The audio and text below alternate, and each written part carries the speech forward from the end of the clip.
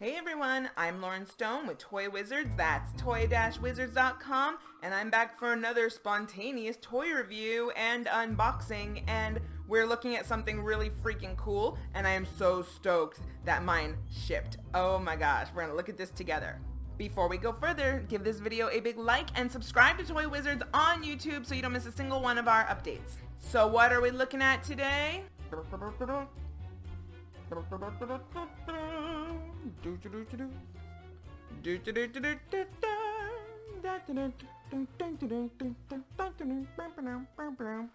It's in your head now. You're welcome. I bit the bullet, took out my big girl pennies, and I bought a copy of the Inspector Gadget set from Blitzway. I bought mine from Big Bad Toy Store, and it cost $189 plus like whatever their shipping was. It was pretty cheap. If you want this box set that has all the toys in it, then you can still buy it from Bluefin Brands, and you can put your order in at Entertainment Earth. They're restocking it soon. I have links in the description below.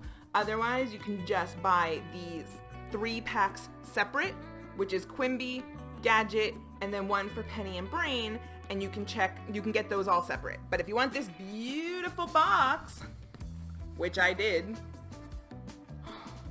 then you can buy this set, again, by following the links.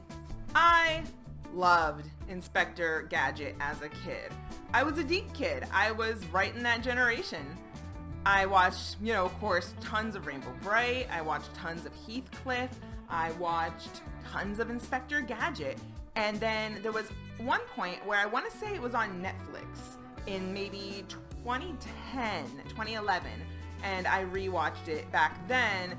And it was funny because I know I loved Gadget, and I watched Inspector Gadget every single day after school, both when I was a kid here in the States, before school, whenever it aired, and then in Israel it was an afternoon show. There was a Deke block on one of the satellite channels in Israel.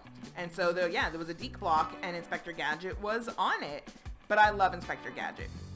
I have written fan theories about Inspector Gadget. I'll talk about those as we unbox so you don't have to hear me ramble. But I've written fan theories about it. I've looked up fan theories. I just think it's such an interesting franchise. I've compared it to Lupin the Third, like all sorts of things. It's crazy. I think it's so cool. I think it has so much merit, and it wasn't underrated. It was a comedy. Of course, we know that it was inspired by Get Smart, and we had the same guy doing the voice for Gadget, and so it just has a lot of legacy. And recently I had a conversation with somebody on Instagram, I'm not even kidding you, who said, why doesn't this look more like Matthew Broderick? And I said, you're joking right now. And he's like, no, that was the Inspector Gadget that I watched. I'm like, and then hashtag 90s kid. I'm like, dude, that movie is from 98. Like, I don't care what year in the 90s you were born. You can't, like, I just shriveled on the inside. Let's look inside.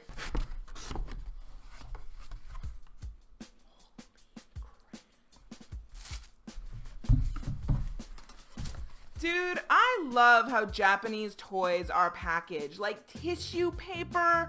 It's so classy. Look at these. And so when you order this pack, you do get this extra box for the deluxe version, which is what this is. Otherwise, you can order, like I said, the 3 packs separately, but you're not going to get whatever's in this box, and we'll look at it together.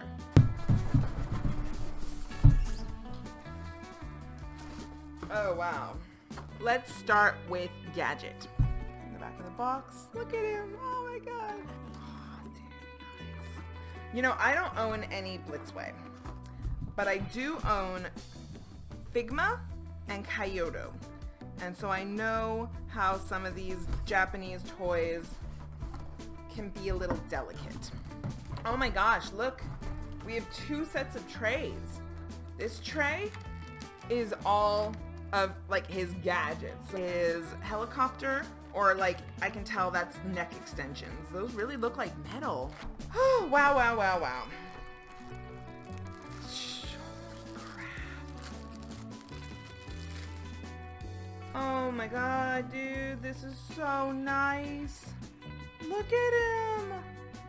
Like, our childhoods. Look at his little face. He's got this like blank eye little smirk, just all pleasant. I am always on duty. Like, I'm like pulling his legs expecting them to extend. Like, I know that the extending, I have a Gadget toy where his legs extend, but it's like junky action figure.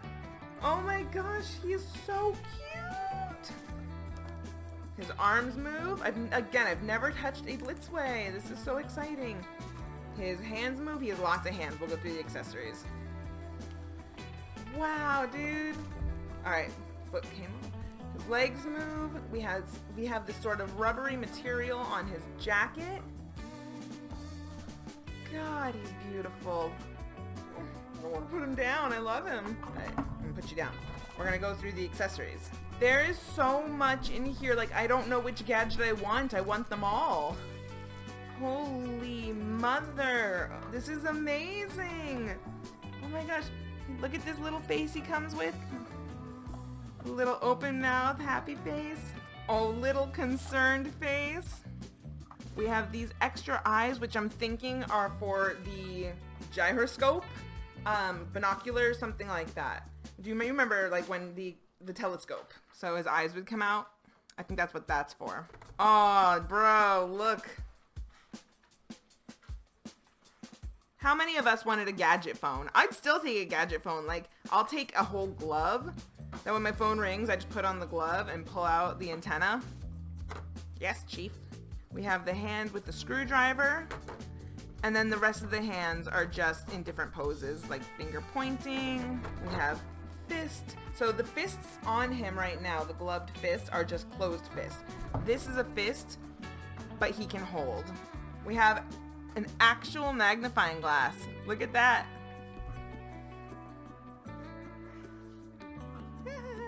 We have his flashlight. We have Go Gadget skates. He was so cool, dude. God, I loved him. We have his badge. He's always on duty. This is the top of the hat where something can like extend from out of it, if you remember. Wow. And then, yeah, over here, like we looked at, again, the Gadget copter, the umbrella, and then all of the extendo neck. Like, you could have a different Gadget every single day. This is phenomenal.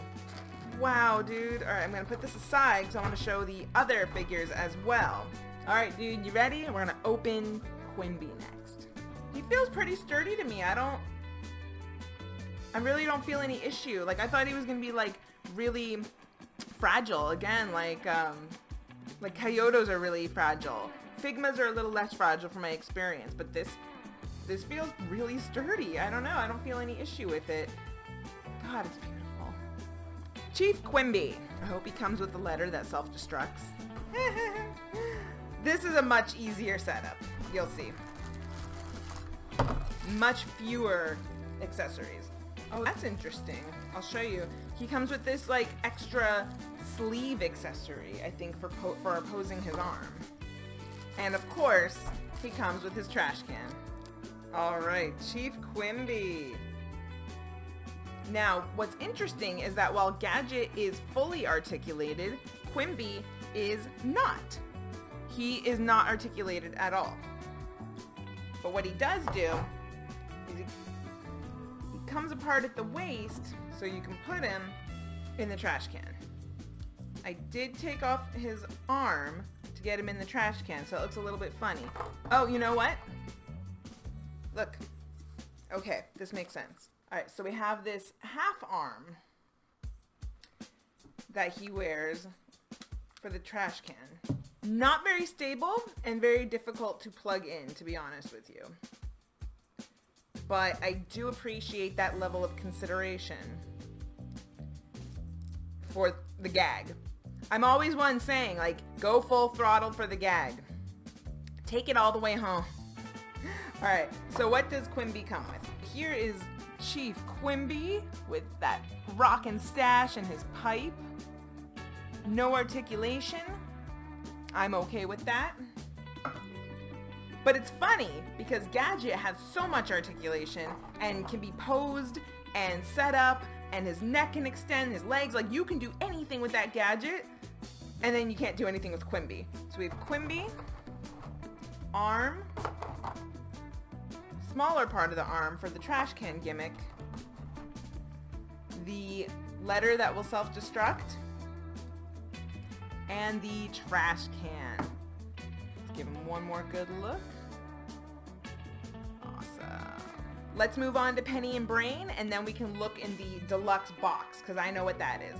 Here is the Penny and Brain box. They were so cool. They were so smart. After I open all of these, I'll let you guys in on some of my fan theories for Inspector Gadget. Back of the box. I still have to wonder what the inspiration was. Like, who pitched the idea of the Inspector Gadget toys to Blitzway? Or who at Blitzway was like, you know what license we should go after? It's not obscure. It was wildly popular. But, like, I feel like it was just kind of a small, maybe I'm wrong, maybe it was immensely popular and everybody wanted toys of Inspector Gadget and none of us got them. Between Penny and her computer book and Sailor Mercury and her computer book, like, we all just wanted computer books back in those days. Some people think that old Deke stuff was anime. I'm here to tell you that it wasn't anime. What happened was, in the same way that we send animation to Korea or India or Canada, back in those days, once we would do layout and design and all the American stuff here, storyboards, we would ship it to Japan. And they were doing, you know, they were doing the overseas animation for Deke. But just because your animation portion is done in Japan does not make this stuff anime. This stuff was American through and through, produced, composed by my heroes, Chaim Saban and Shuki Levy, straight from the Aretz. These are so cute. These are so cute. Wait till you see their accessories. All right, let's start with Penny. Again, no articulation. She just stands still like this. And a friend of mine said that the deal breaker for this set was that the fact that Penny is not articulated and Brain is not articulated. I don't care. These are so beautiful. And for me, it's one less thing to have to like pose or worry about falling.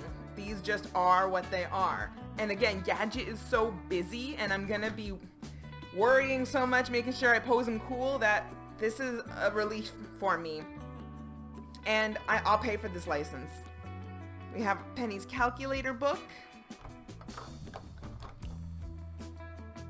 Her computer book, which has a little hole on it so that she can go into the next accessory. We have her hand, and this hand has a little peg in it. It's a tight fit, but it's supposed to be so she can hold her computer book because she has a little peg in the hand and a little peg and a little opening on the back of the book. I'll worry about that later. She also comes with a secondary head, a little smile. I love that look. So cute. Look at Penny. Look at that outfit. So distinct. I should dress my daughter like this. And Brain. Brain's accessories. He has his sombrero. His ears come off so I can put on the hat. Okay. Ears come off. Hat goes on. Poncho on. Sombrero back on.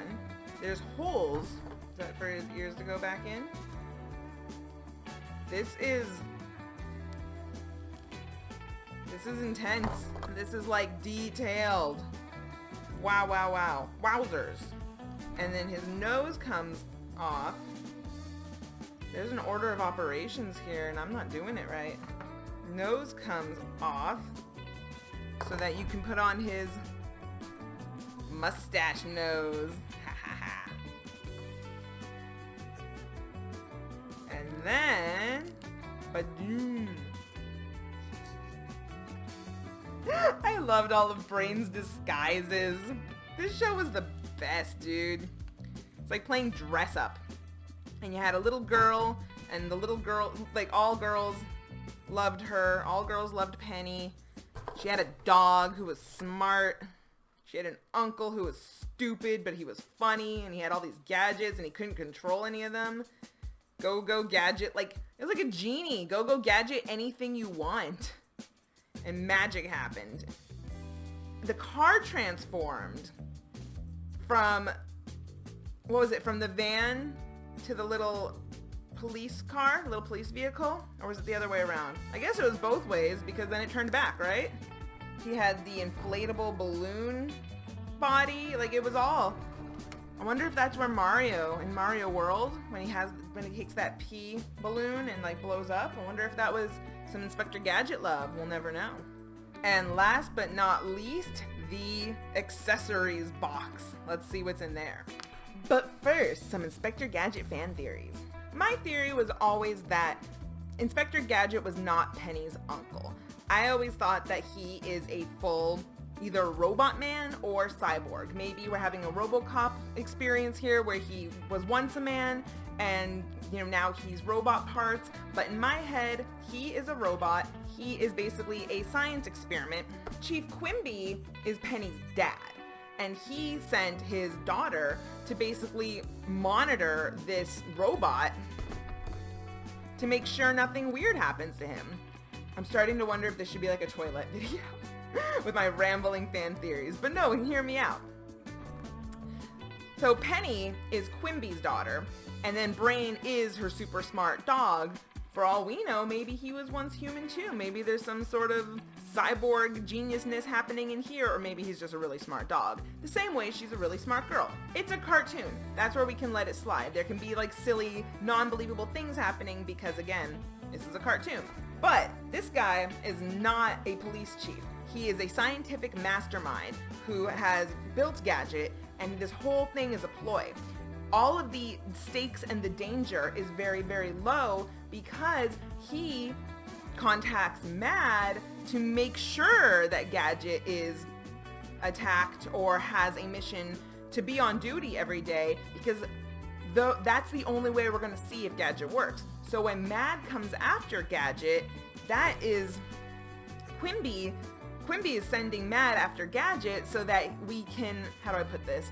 So that he can make sure that everything he's installed in Gadget works. You need to make sure that it's happening in real time. And that may be where Penny doesn't understand that all of these things are coming after Gadget on purpose to make sure that the machine works. Meanwhile, she thinks that this robot man, who she sincerely cares about in one way or the other, is in danger. So she and her dog are always intervening, and so they solve the problem for him so that Quimby has to continue to send these things after Gadget so he can make sure that he works. Or maybe he thinks he works because he doesn't understand that Penny and Brain are going after, are the ones helping Gadget. Does that make sense? The second fan theory is that Dr. Claw, the reason we never see his face is that it's because it's Gadget's face, because he was the first model and either he blew up or he was thrown away or something like that. And then Quimby replaced him with this Gadget, but they're built from the same body. So that's why, again, we never see Dr. Claw's face, because that machine was retired and now he's angry. So he is the organizer of Mad, and there is a legitimate threat here, and he's sending that danger to Gadget out of spite because he was replaced by Gadget. So fan theory A, Quimby sends all the danger after Gadget to make sure the machine works, or fan theory B, Dr. Claw is the previous Gadget model, looks just like him, and out of anger and spite and rejection is now sending all of these things after Gadget. You should think to yourself, it's just a show, we should really just relax. All right, let's open this one up. What is in here? Whoo, that's a lot of stuff. In here are basically a bunch of cartoon bubble expressions, like comic book style. So we have the logo, beep, bushes, more bushes, and these are actually made of a plastic. These aren't cardboard. They look like cardboard, but they are not. Wowzers. Aw, this is right. Look, this is directly from the cartoon. Like, look at the style. Like, we miss it, man. We miss it. And this one's Go Gadget. Some smoke, probably from Chief Quimby's destructive letter. And boom, also from the letter. A book of instructions, which I will dive into later when it comes time to set this up. these are all the platforms that they stand on, and then all of the stands for them to be positioned once we're ready to pose them and make this world. Whew! That was a lot, but that was a lot of fun. I love this set, and I don't regret spending what I spent on it because, you know, you gotta have a premium toy once or twice a year, right? If you're able to. Wow. Wow, wow, wow. My childhood would be exploding right now if they were like, hey, if somebody out there was like, hey, one day there's gonna be adult collectibles that look just like your childhood freaking shows. Blitzway, Beetlejuice the cartoon is next, right? Cool. Alright, you guys, thanks again for hanging out with me. I'm Lauren Stone with Toy Wizards. That's toy-wizards.com. Check back with our site daily for toy news, reviews, articles, listicles, snarkticles, editorials, opinion pieces, and we will catch you for the next one. Be good, be safe, have fun, keep collecting! Bye!